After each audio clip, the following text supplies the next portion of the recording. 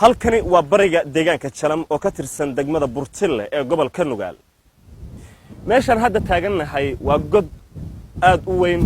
inkastoo aan balciisa aanan mitrin haddana qiyaasatan waa god aad u weyn oo qofkii arka uu aad ula yaabayo. arrinta isweydiinta leh ama xiisaha leh sheekadan ku dhex jirta waxay tahay godkan waxa loogu talagalay barkad biyaha xilliyada roobku ay ku soo dhacaan kadibna xoolaha laga waraabiyo beerahana lagu waraabsado. ma isleedahay ma samalayn kartaa cabirka inta leega godka ama meeshan godka iminkaan ku guda jirno in hal qof oo Soomaali ah uu qoday iskaxdaada wax qabanaysa ma tahay ma qiyaasi kartaa inta sano ee godkan qofkaasi uu qodayay isagoo wax gargaar ah ka helin dadka deegaanka hay'ado iyo dawladda intaba.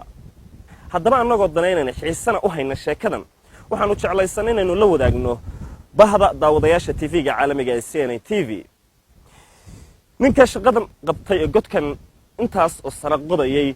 waxa magaciisa lagu tilmaamay Cabdirashiid Faarax Seeraar. waa nin dadka deegaanka ka mid ah waxaanu isku dayaynaa inaynu la sheekaysano arrintanna iyo sida ay ku soo bilaabatay wax badan aanu ka weydiino. Cabdirashiid Faarax Seeraar marka ugu horeysa oo ku salaamay magacaygu waa Timire ka socda TV-ga CNN. waan kaaga mahadcelinaynaa fursadaada qaaliga adigoo waliba shaqo adag ku jira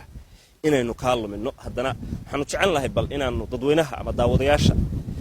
ay bal arkaan ummadda Soomaaliyeed shaqada aad qabatay inta leegtaado kaligaaya.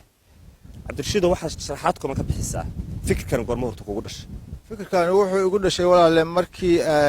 burburku dhacay oo anoo duro tira wata aan marin waayay wadooyinkii markaas inaan nololna waa u baahday marka waxaan isri meeshan wanaagsan oo dhirta loo dugsiga beerna aad ku samaysatid qudaara jinnina aad ku abuuratid isaga nasatid sidaas darteed baan barkada u bilaabay. waa igu daba dheeraatay oo taageero uma helin oo 9 sano waan ku salladnahay. barkad weyn oo 30 ah weeye oo aan ugu talagalay ilaa 40,000 oo barmiil inaan ka helo biyo xareed tiro badan oo wax anfaca dad iyo dunyaba. fikirkaygii waa igu daba dheeraaday kamana daba harin tabarna uma hayo. imise sanaad qodaysay halka bal nagu cid waxaan qodayay 9 sano oo aanan maalin jamca xataa u goyn hal maalin aan u goyn maalmo badan anoo xanuunsan oo ku wareeray oo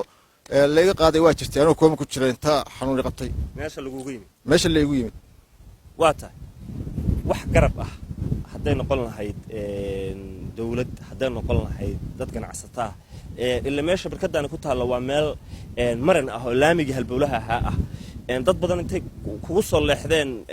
cid wax ka qabata arrinta ama ku caawis ma jirtaa? waxaan garanayaa hal nin oo maalinta ii soo galay badiiliga qaatay xoogaa ciida tuuray kadib waxaan ka warhelay ninku inuu ahaa Xasan Sheekh Maxamuud ninkii madaxweynaha Soomaaliya u noqday intuusan madaxweynaha noqon anoo qodaya galab casarkii ninkaas xoogaa iga tuuray ciida.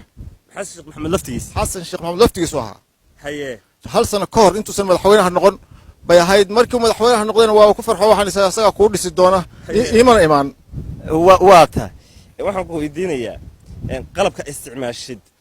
noociisu waa maxay isticmaashaa? badiil iyo garweyn iyo dubbe iyo kuunyo iyo sabarad iyo hadba wixii helo oo baan ku garaacdaa wax. waaga dhagaxa inta la godka inta la dhagaxa laga saaray oo dhagaxii noo muuqdo oo inta hareera la eg markii aad shaqadan qabanaysay miyaadan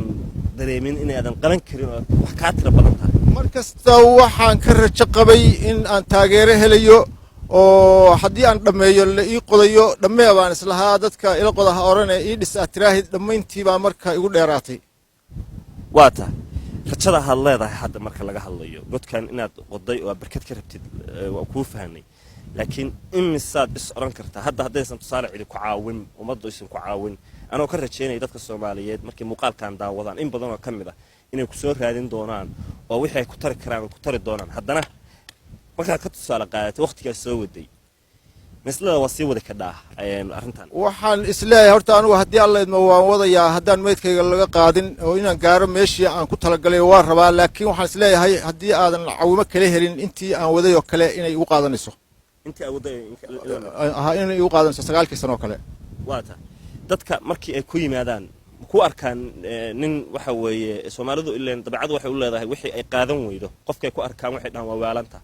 ولد الصوماليين تيكو يعني إنه أذا كان ميو وعليه ميسم قرن markii aan qodayo ama kale wax la qabtay yiraahdo waxay yiraahdaan warni waalan baa tahay meesha isaga tag markii biyo galaan oo xareedu timaadana waa la soo ordaa waxa la yiraahdo nin khayr qabaa tahay waa la cabaa biyaha waa laga warabsada waa tahay roobka kale markii roob da'o maxaa samaysaa meesha sida iga muuqatana ciid baa loogu islahaa waa ku heeraaranta ciidna kuma heeraarna roobka kale miyaadan biyo intay soo galaan hadhowda meesha mar labaad kaa burburin ma burburaan waa darbiga ilaahay adkeeyay halka meelaha biyuhu ka soo galaan meeshaasi ka soo dhacaan way buuxsantaa way fam dhaaftaa xooluhuna waa cabaan booyaduhuna waa dhaansadaan biyo nadiif ah galo oo booyadaha hadda ka dhameeyay hadeerba ma ka gadaa booyadaha ma kama gado biyaha ma gado ilaa laga dhiso biyaheedu iib maaha xataa haddii aan dhiso inaan qudaar aan ku beertay aan gada maahaan biyo gadimayo dadka baa ila cabaya iyo beerta waa gartay haddii alla idmo haddii ilaahay yidhaahdo ma u samaysay marka meeshaan waxa weeye carakuur iyo ma u samaysay aad ugu talagashay in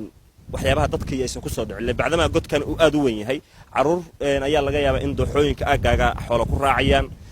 arib ayaa maraya meesha dadka ma ka ammaan gelisay oo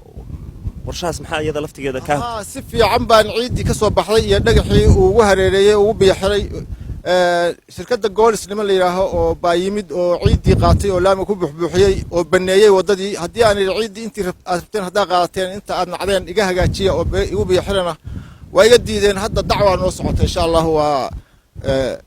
meel bay ku dhammaanaysaa shirkadda golis ee isgaarsiinta waa shirkadda golis ee isgaarsiinta waayirka kuwa halkaan dhiga baa iga qarribay barkadii oo iga xabaalay oo sidaas aad arkaysaan u galay dusheeda waa gartay yaad u dacwotay waxaan u dacwooday degmada buurtinle dacwada waa gaarsiiyey xafiiskooda goolis oo jalanba waan gaarsiiyey garowe ma tegi karo tabar aan ku tago melihi kuwii buurtinlena dacwadii igama qaadin waa iga qaadeen waase fulin waayeen marka halkaas waxbaa igaga soo taagtaagan haddeer waa tahay maxaad dad fara badan oo Soomaaliyeed ayaa ku daawanaya muuqaalkuna waa nagu dheeraaday maxaad codsanaysaa bacdamaa aad barkad cabirkeedu yahay 30 oo imise horta hoos u qodantahay intaana wax kale u gudbin meesha ugu dheer baa hadda 4 maraysa 4 mitir waa tahay bacdamaa aad 9 sano adoo kaliga ah aad dhisaysay ama aad qodaysay barkad cabirkeeda guud uu yahay 30 mitir hoosna u ah ilaa 4 mitir iyo wixii ka yar ummad Soomaaliyeed ayaa ku daawanaysa oo walaalaha ah oo in badan oo ka midana hanti ilaahay siiyay maxaa ka codsanaysaa maanta ummadaas inay kugu caawiso waxaan ka codsanayaa ummadda Soomaaliyeed meeshaan anigu ilaahay dartiisa aan qodayaa biyaha laga rabaa Soomaali baana cabaysa anigu waa isaga tagayaa raaci mayso barkada biyaha in Soomaaliya loo qodo oo loo dhiso anigu Soomaali baan waan tagayaa joogmaye wixii inaga dambeeya waa gartay intaasaan ka codsanayaa qof waliba wuxuu qabto oo dalka ka qabto dadkii uga tagay dalka iskale qofkii raaci mayaan wuxuu marka anigu waxaan rabaa inaan